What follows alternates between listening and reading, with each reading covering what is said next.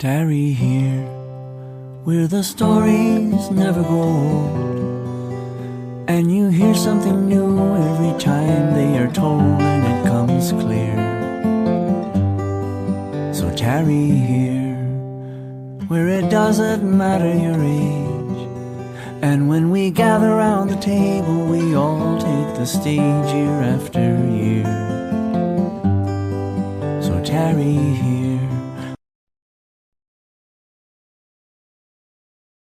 Welcome to the Enlighten Radio Storytelling Hour at enlightenradio.org. This is Fanny Crawford.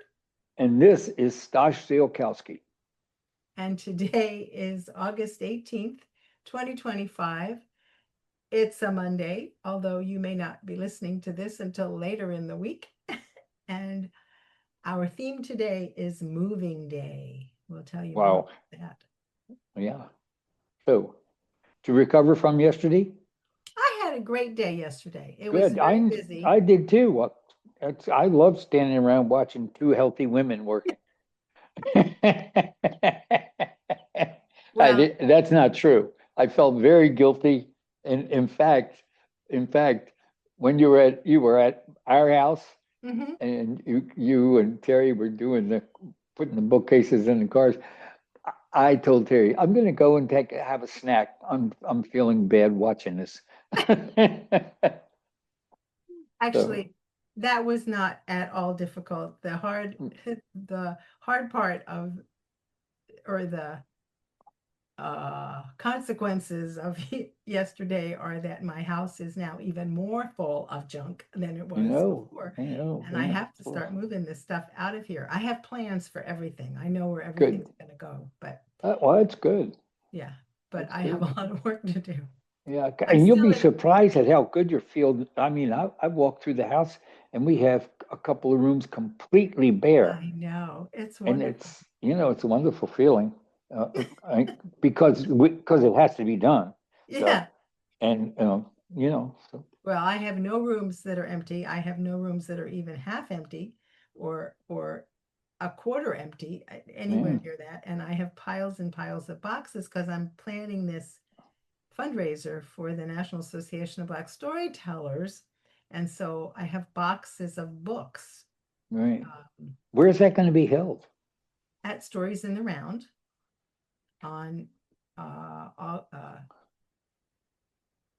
September 9th. Yes. September, not 9th. I'm sorry.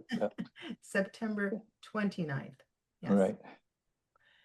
And I'm excited about it. And we have storytellers coming, of course, that are part of that fundraiser. But yeah. How's that going to work at Stories in the Round? How what? How will the book sale work?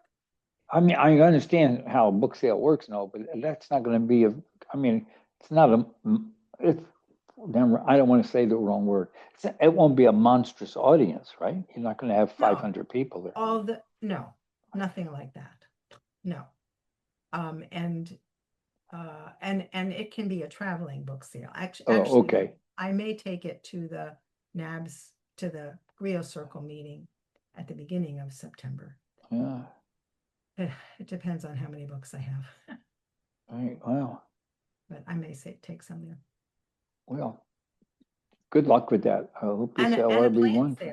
Plant sale and a book sale. Right. And of course, the storytelling itself is a fundraiser because the tellers are doing That'll be good. Oh, I wish you luck with that. Me too. Right. Well, tell us about Speak. Do you know any? Are you keeping up with Speak now that? Well, I am keeping up with Speak, and let me see. And I have on September 9th, which I accidentally mentioned a minute ago, referring to your Stories in the Realm, but it was really about Speak. On September the 9th, there's young man that's coming there is Justin, and let's see, I don't have his last name here, or do let's see.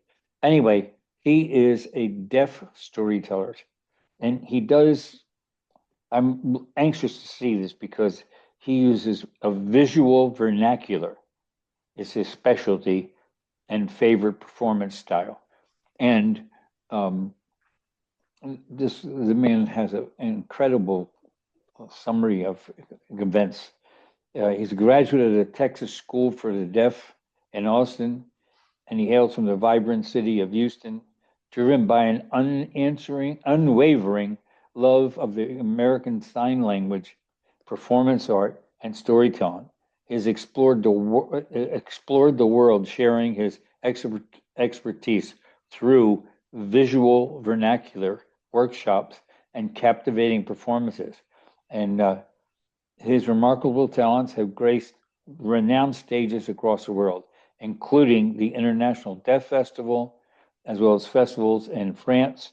I don't want to say the festival's name in France because I do not pronounce the French language properly, but um, it, anyway, there was a special festival for the deaf in France and the International Poetry Festival in the Netherlands.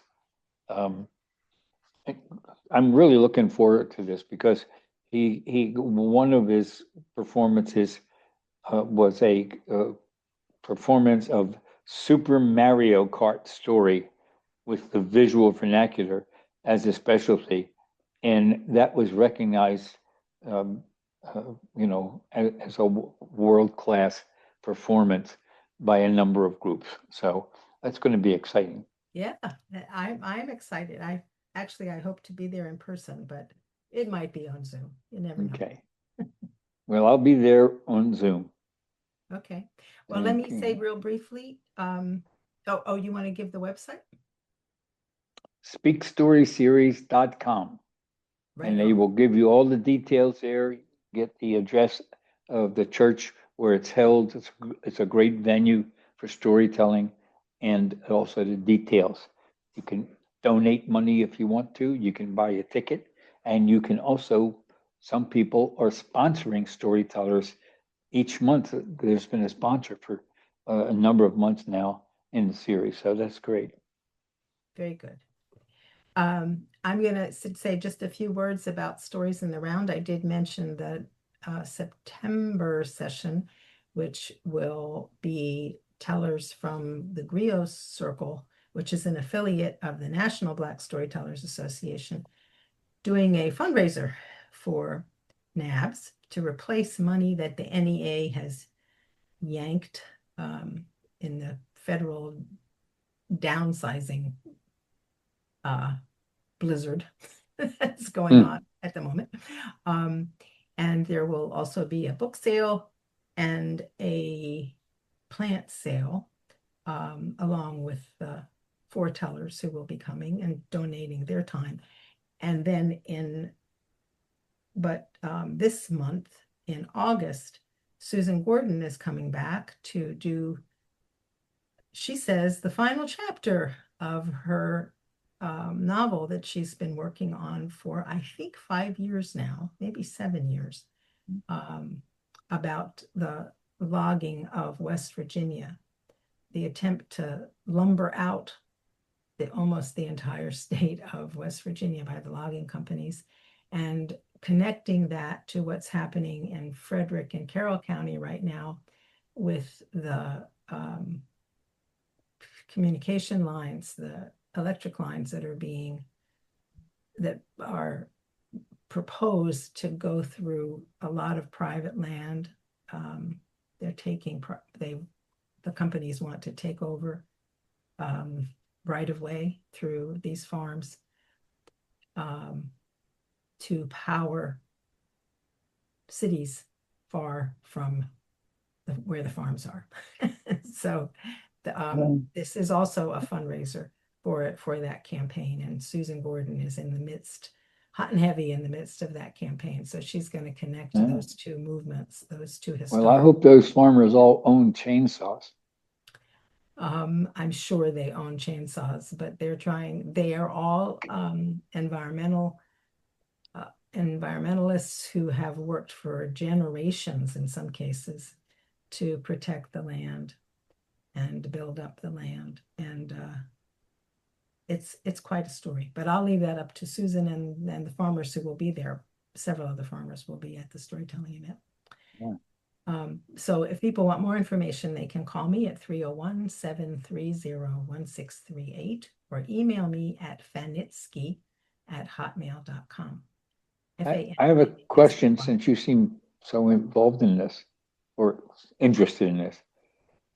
Have them, don't they make any, or is it just as bad if they put the electrical lines underground?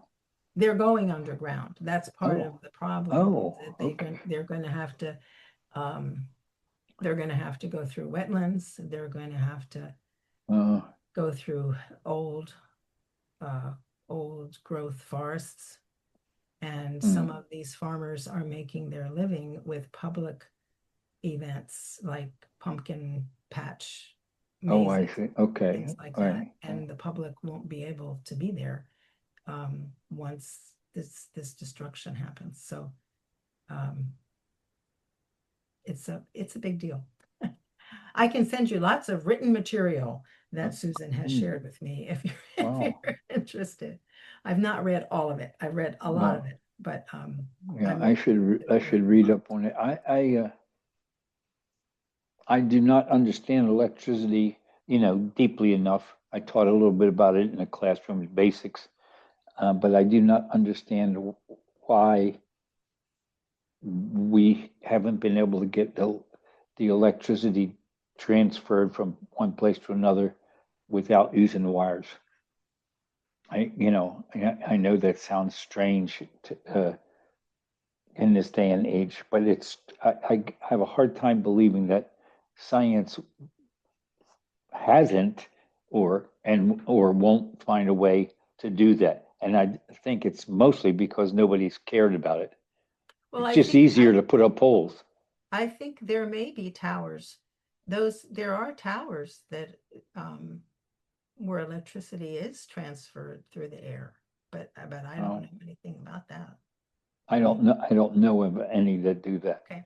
So, but that doesn't mean that doesn't happen. But it certainly would seem like, you know, Well, with all the just stuff we can do and putting men on the moon and sending spacecraft out beyond the solar system, I it- I you don't know, even know that that would solve the problem, because the concern of these farmers is how the electricity itself, however it's transmitted, is going to change the environment. So there are lots of um, you know, there are life forms that don't do well in the presence of electricity, and some of that is part of their concern. oh, well. Well, that gives me a topic. I just wrote it on my clipboard. There It you gives me go. a topic to keep me busy All right. on cold nights out there in the West. And maybe we'll talk about electricity in a future program. There you go. Pros and cons. So, do you want to tell a story? Well, Let me thank Andy Offit Irwin for opening our oh show yes, with right. Terry here, That's and good. for coming and telling stories in July. All right. And yeah. Okay. Well, our topic for today is moving day, right? Yes. And so I did some work last night, just to make sure I had some details. Um, my wife and I, and I, have lived together since 1996. And at first, uh, I'm I moved with Terry and lived in her apartment in Frederick. And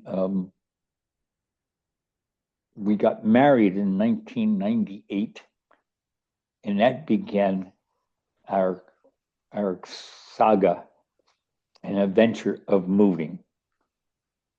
In May of 1998, we closed the deal and bought a condo in Frederick, and we moved just 2 miles.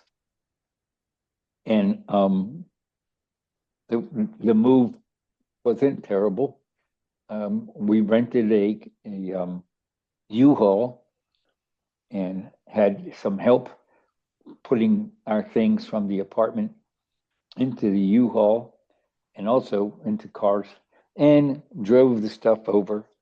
And we had eliminated some need for um, transferring furniture by buying some new furniture to put into the condo.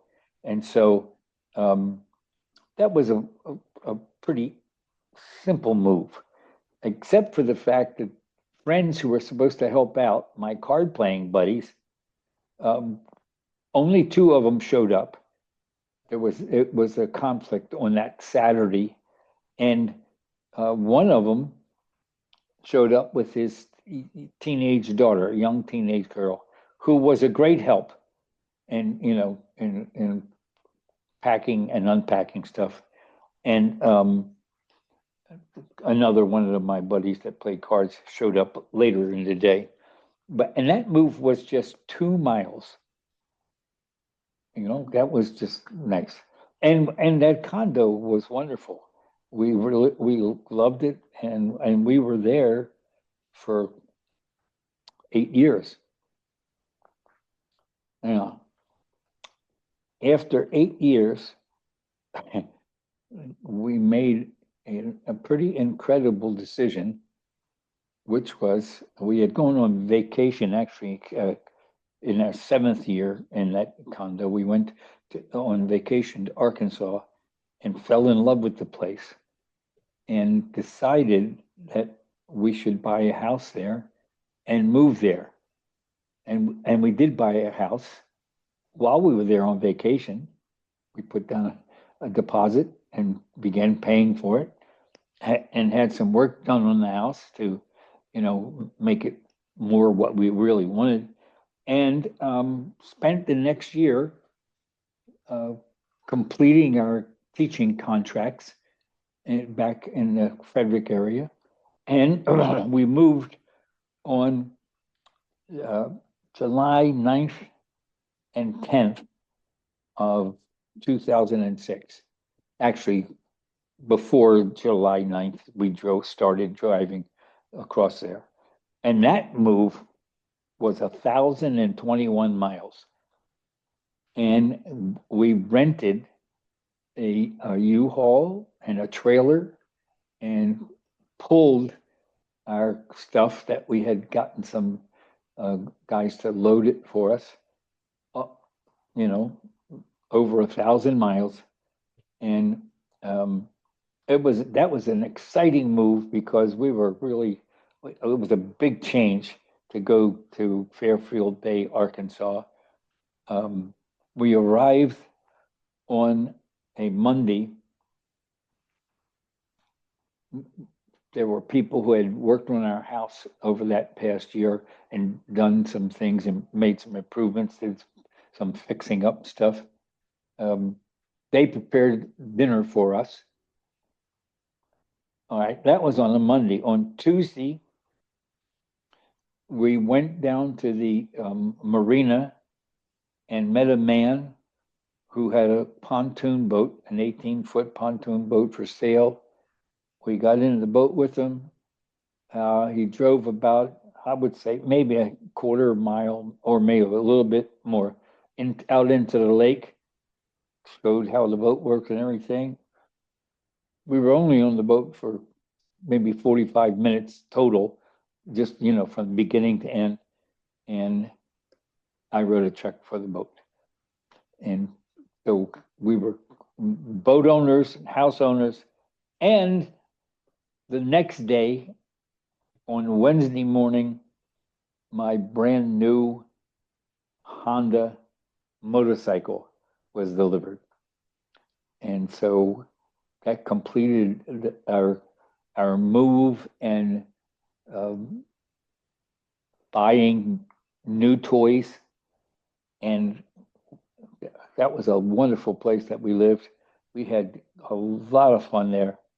We used that boat hundreds of times, and we were there for 6 years. And with that motorcycle, I put almost 12,000 miles on a motorcycle.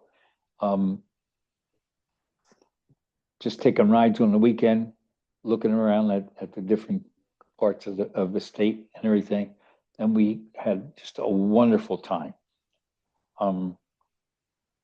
In that move was to a lovely house on a small road, but we were actually off the road enough that you couldn't drive to the driveway to the house was on a side road.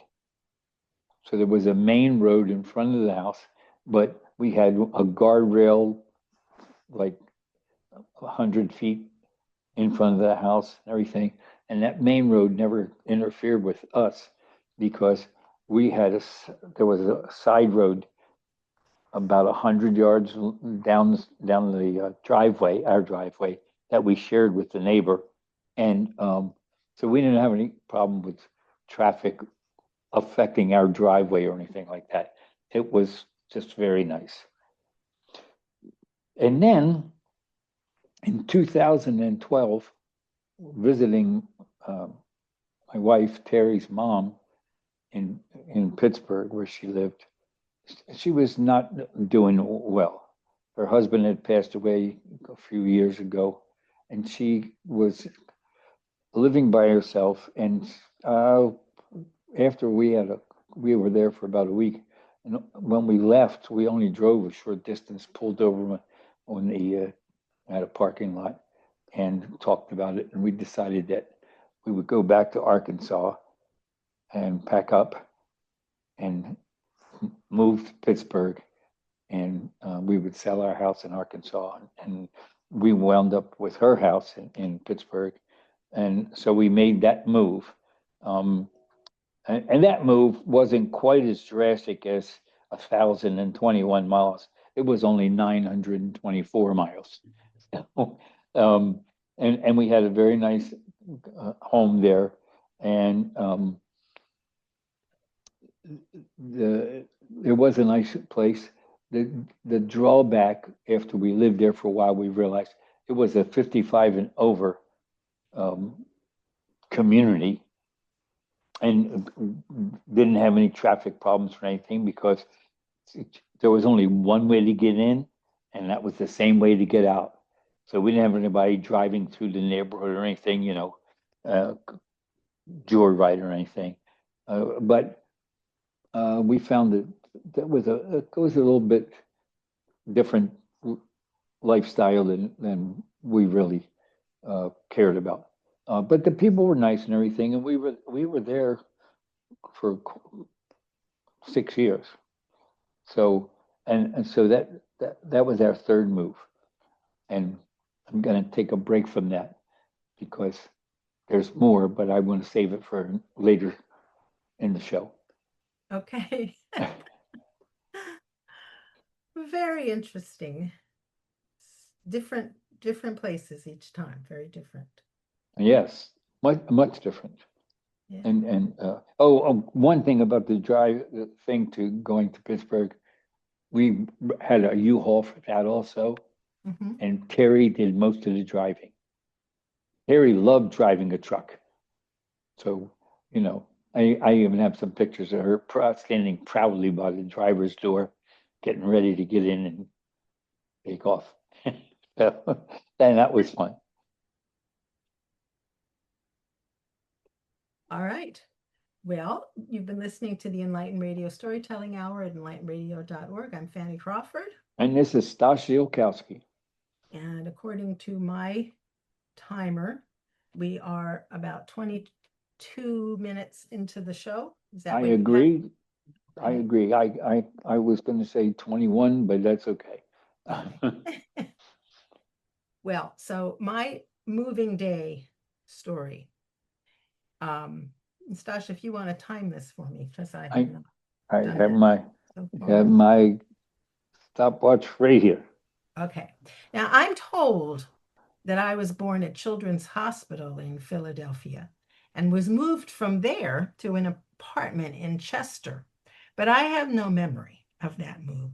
The first place I remember living was in West Philadelphia in a big 2-story brick house that was converted to apartments, but still had its wraparound porch. That was on 41st Street near Girard Avenue. We lived in the first floor front.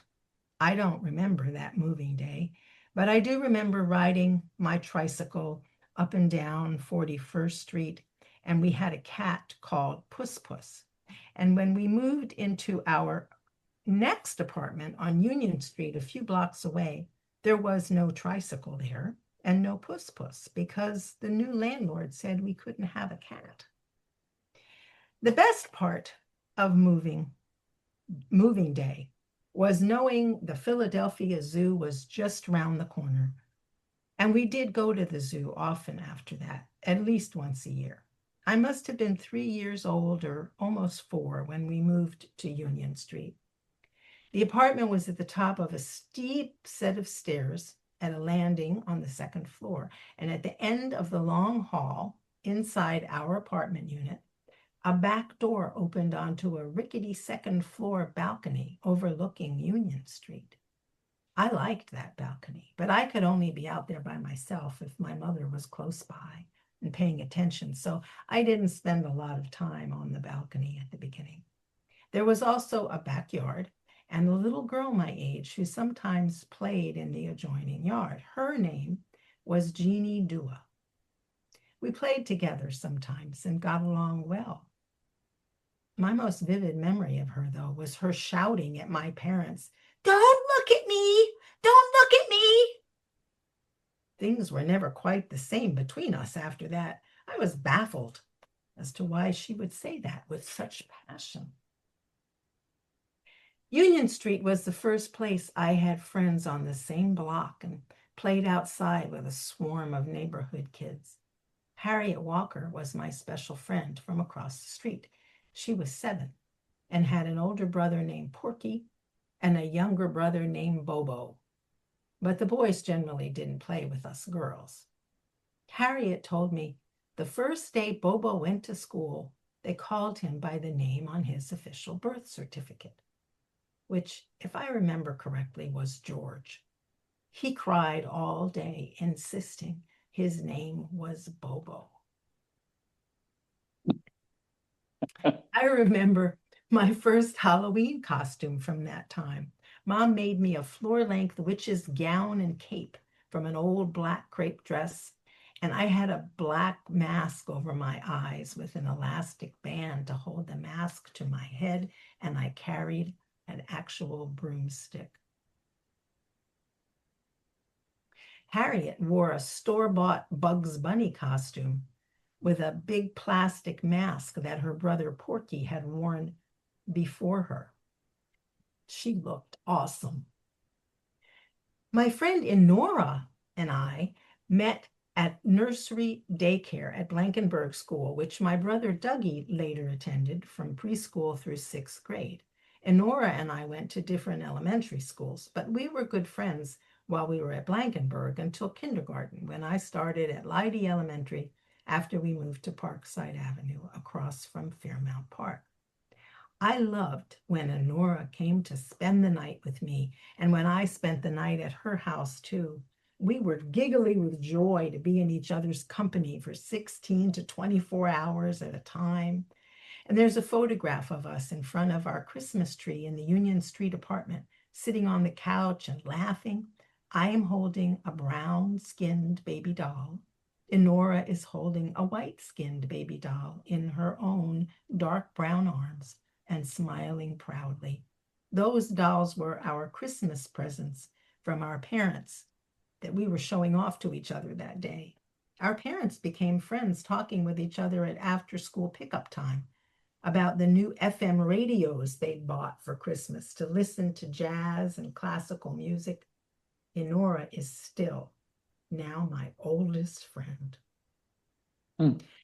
After moving day to the apartment on Union Street, Daddy built a big wooden toy box for me about the length and width of a classic Radio Flyer red wagon, but about 2 feet deep with a hinged lid, and he painted it red inside and out. Inside the toy box, besides Baby, the brown-skinned Christmas doll, there was a bigger blonde-haired doll I called Sally in a blue dress. and some games, a stuffed tiger, and Lincoln logs.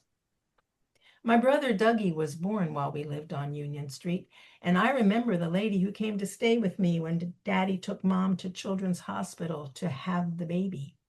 That was the woman who tried to get me to eat a beautiful red-purple borscht she made me in our kitchen from real fresh beets with sour cream on top for lunch. I only ate the sour cream.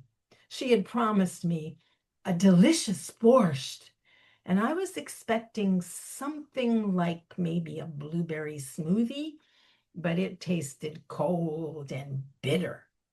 Years later, she made me a beautiful skirt and blouse that was still my favorite dress-up outfit long after it was too small for me to wear to school.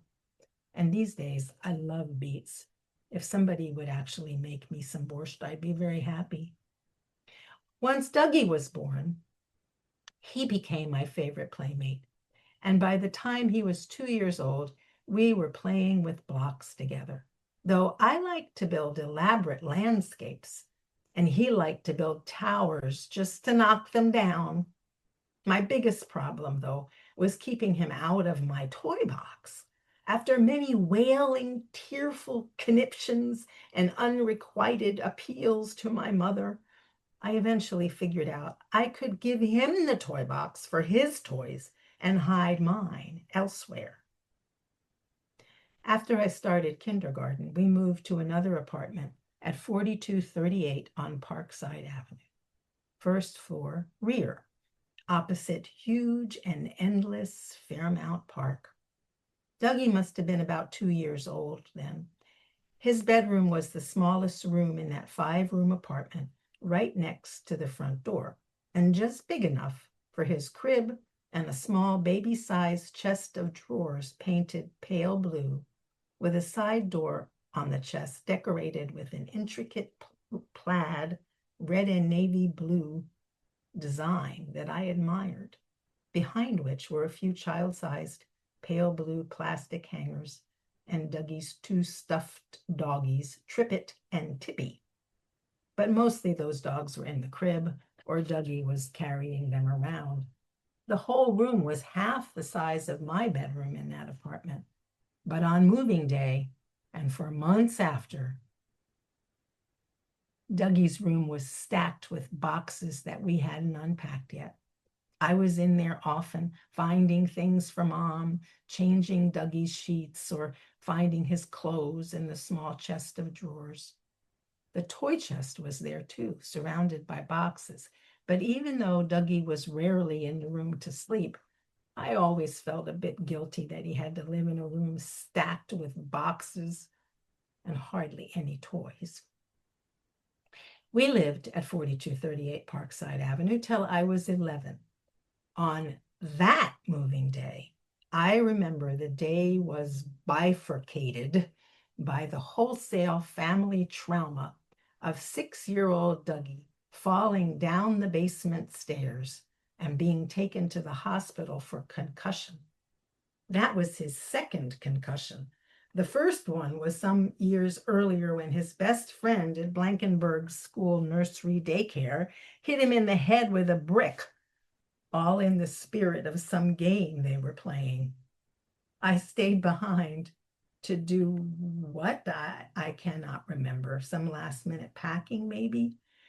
I just remember that I began my first menstrual period that day with achy abdominal cramps, a queasy stomach, and a whiny, teary sense of worrying, torn between obsessing about my accident-prone little brother while feeling sorry for myself and wondering if this weird, uncomfortable, miserable, mopey midriff malaise would affect me monthly for the rest of my life.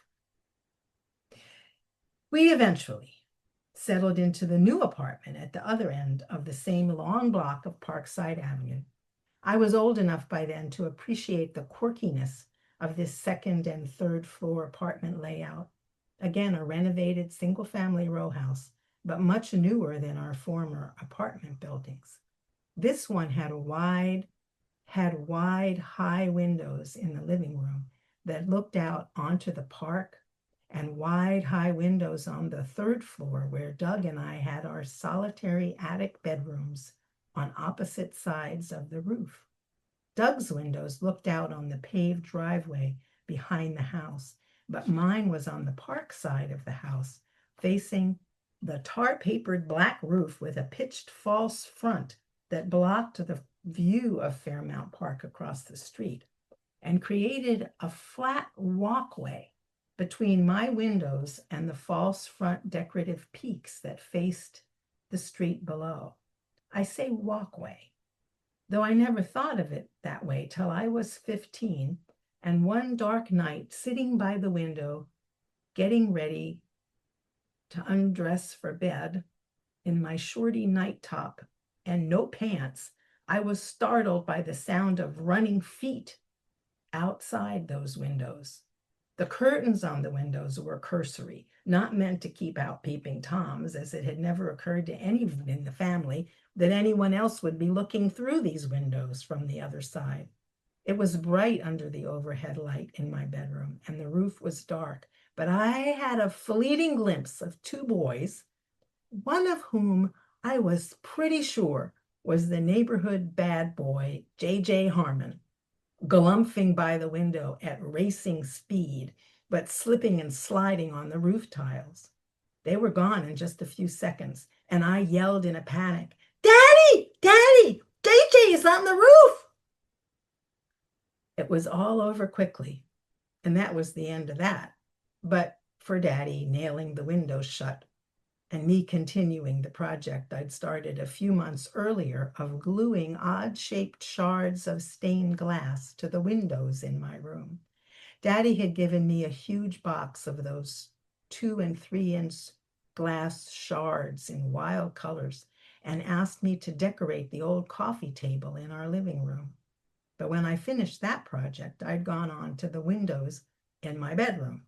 That scary flyby peeping Tom incident inspired me to completely cover my windows in stained glass.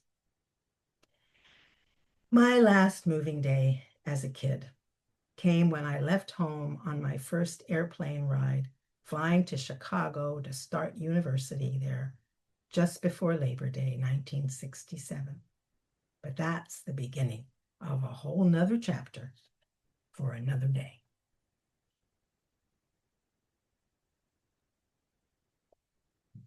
And that was 13 minutes Wow. and very well done. I thought it was going to be more like 20. Okay. No, it was 13. I started it and now I just stopped it. Actually, it was 13 minutes and 8 seconds. Okay. So, and very interesting. That roof those boys were on, was that like on the second floor? It was on the third floor, but the houses were connected. You know, Oh, the I see. rooftops Okay. were connected. It was a row house, and JJ lived in a row in one of those houses, but way halfway down the block. And they had run the length of the building. They may have gotten either the direction they were running was towards his house, so they must have climbed up I'm surprised at your the other father end. didn't go after him.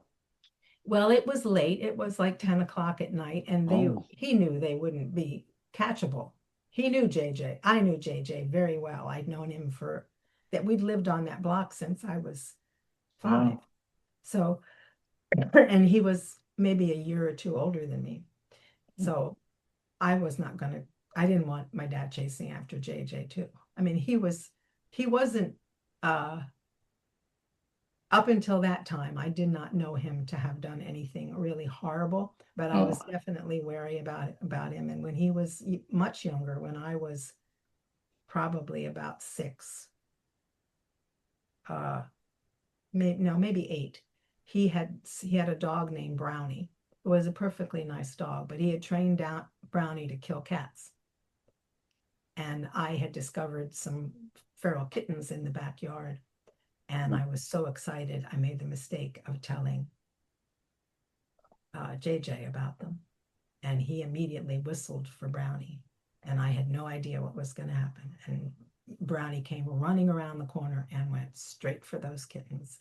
And the mother The mother, I had made friends with the mother, but she was a wild cat, and she flew out of the little nest she'd made, and uh, not JJ, Brownie took each one of those kittens by the scruff of the neck and snapped his head to break their necks. He did it 4 times. There were 4 kittens, and I watched him kill 4 kittens, and didn't know what to do. I was just, and when he was done, Brownie walked away, sauntered away, and I said to JJ, "Why did you do that?"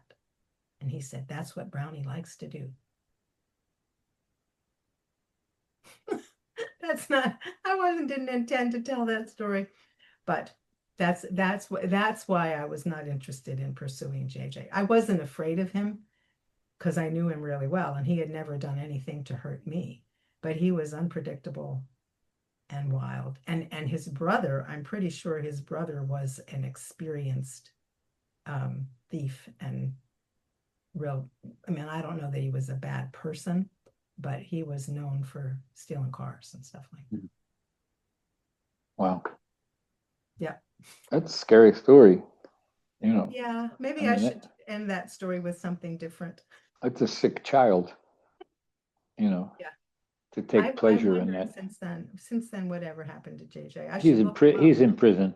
I could probably find him in the newspapers. As you say. Wow, that's really something amazing.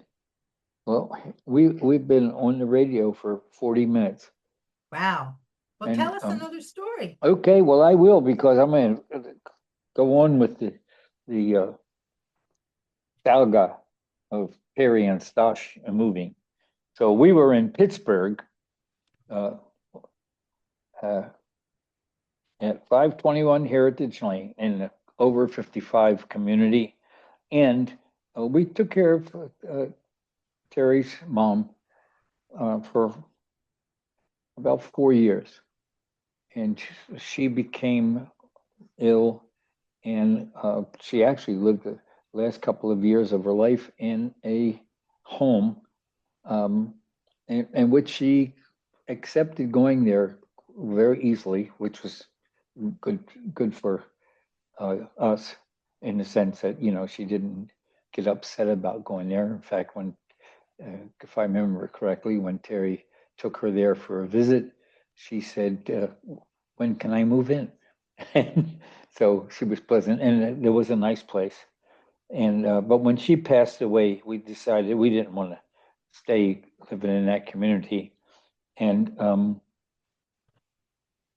that the move to that had been 924 miles. So we decided to move to be closer to my youngest daughter. And we looked around at Westminster, where she lived. We couldn't find a suitable place there. Finally, Terry was able to locate a place in Sharpsburg, Maryland, and it was a lovely place. And it happened to be next door to a very popular ice cream shop. And we spent many days sitting on our front porch talking to people in the line. Line sometimes would be 50 or 60 people in line on the sidewalk right in front of our house, waiting to get into the ice cream store. And it was a very small store that only let 10 people in at a time. But people were well behaved there, and we met some interesting people. That move from Pittsburgh, Marysville. I often say Pittsburgh, but it was Marysville, Pennsylvania, outside of Pittsburgh, to Mechanic Street in Sharpsburg. That was 172 miles, and we rented a U-Haul and hired some people to pack it. And then when we got to Mechanic Street in Sharpsburg, there were some guys there that unpacked it, and we lived in Mechanic Street in Strasburg from 2017 until 2021, when On the way home from the beach in 2021, we got a phone call. Terry got a phone call. I was driving, said that they had sold the house we were renting because we had decided we had owned 3 houses prior to that. Each place we moved in Frederick, we had owned a condo.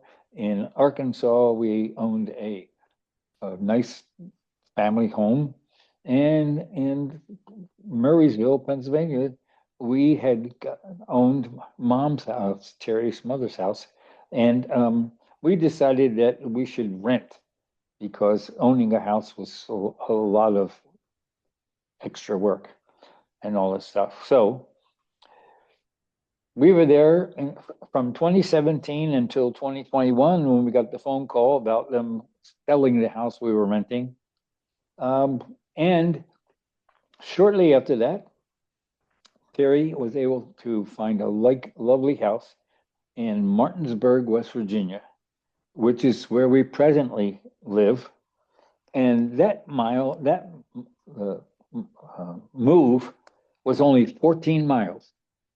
But once again, we hired a U-Haul, and there were two men who we hired to pack the U-Haul. They emptied the house and packed the U-Haul, and then I drove the U-Haul over to Martinsburg, and they met us in Martinsburg and unpacked the U-Haul, and then okay, and now in 2025, we have decided that we're going to move again.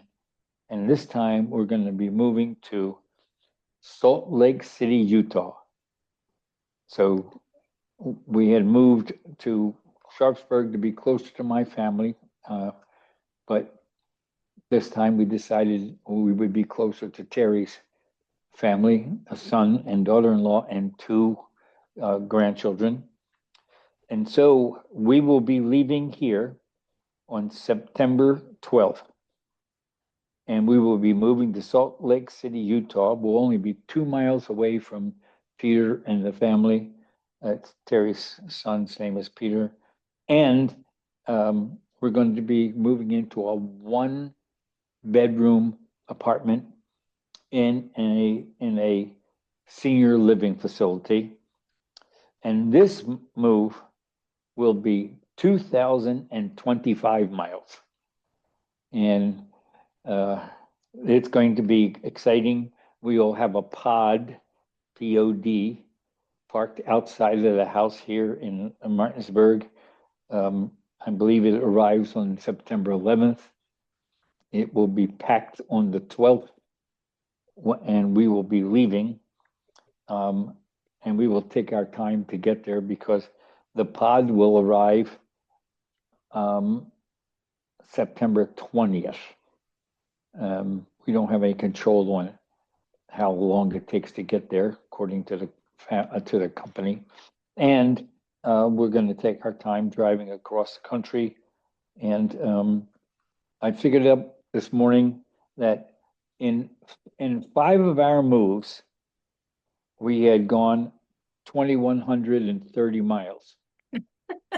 And our 6th move now, we're going to go 2,025 miles. So we're only going to be like 100 miles less than 5 moves put together. And we're excited about the move because we won't be responsible for a house and having to hire somebody to do the lawns and all that kind of stuff. And it's going to be a new adventure. So we've had 6 moves in our time together, and each one has been an adventure. And luckily, Terry and I get along really well with each other, and we've spent a lot of time in small spaces. So I'm sure that we're going to do fine in this nice 1-bedroom place. And we're going to be on the 3rd floor and have a balcony, and we'll be able to see the mountains and trees and stuff.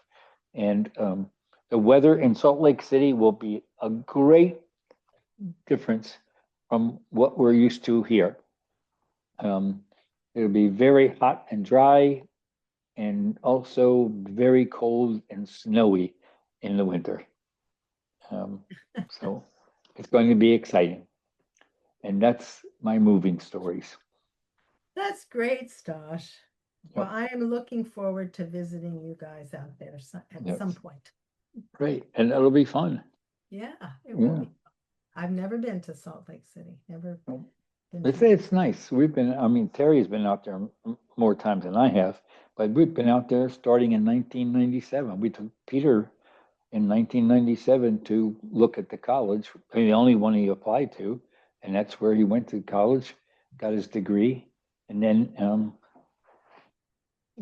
his girlfriend and he uh, got serious, and then he got married, and they're raising their children there. Is And she Peter, from Utah? no, she was from Boston, if I remember correctly. She was originally from Boston, but Hmm. they met at the University of Utah, and they both liked it out there. So after graduation, they were apart for about 2 years. Um, and then they got back together and moved to Utah, and that's the history. So, I've enjoyed hearing about it over the years. yeah. Very good. So Okay, well, do we have we any have time been left? on for an hour. I know we've been on for 50 minutes. Excuse me. Okay, well, the So, only other, I was looking up moving day. I just did a scan of moving day online.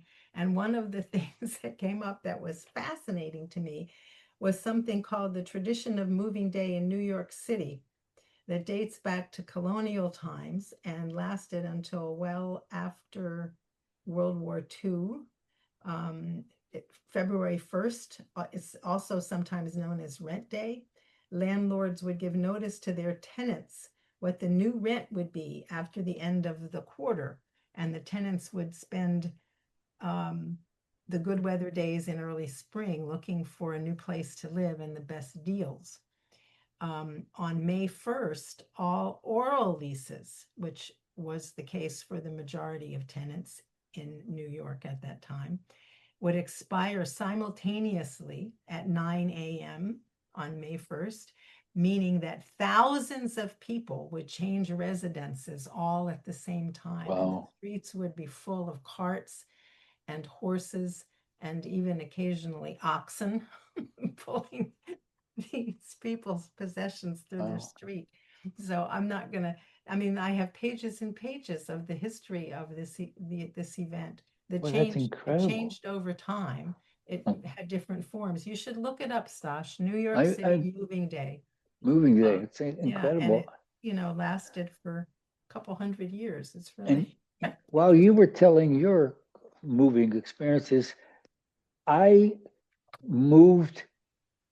I was born August 28th, 1941, and my first move was on Halloween Day, October 31st, 1941.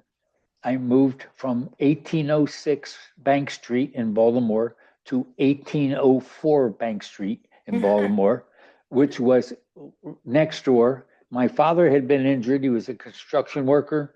He had been injured. He, his brothers um, carried him out the side door of 1806, passed him over the fence between the two properties, and then put him in the bedroom upstairs at 1804 because he had been injured and he couldn't walk for a while. Um, and I was told that they passed me at 2 months over the fence too, just so that I would have a story to tell when I was older. So, you know, and anyway, and I don't even know if that part's true, but my uncles both agreed when one day, I mean, one evening when my father had a card party with his two brothers and their uncle at our house, which was like a real tradition for those four men for many, many, many card games for years, and they were laughing about it, and they said they told that story about passing dad over the fence. The thing is, I lived in that house until I was almost 18 and went in the army. I had the same bedroom for all those years, and the family owned that house until sometime in the late 90s or sometime just before 2000. And our family owned that house for about 60 years. And I'm glad I didn't have to move like you did. Why did they move from 1806 to 1804? They were renting 1806. But what was and 18 and the 1804 was apparently in better shape, and also they had help in getting the down payment from my mother's brother, who was a priest, and he helped them. so they And bought didn't want to rent. They had rented. They had been married for, I think, 16 years by the time I was born, and they had rented all that time. And they wanted to have a home. And luckily, my dad was not drafted into the my dad was too old to be drafted in during the Second World War, and he had a good job, and they were able to get that house. So great story, Stosh. yeah. Okay. I think we should probably close out the show. I think so. You've been listening to the Enlighten Radio Storytelling Hour at enlightenradio.org. I'm Fanny Crawford. And I'm Stasi Okowski. Your co-hosts for this hour.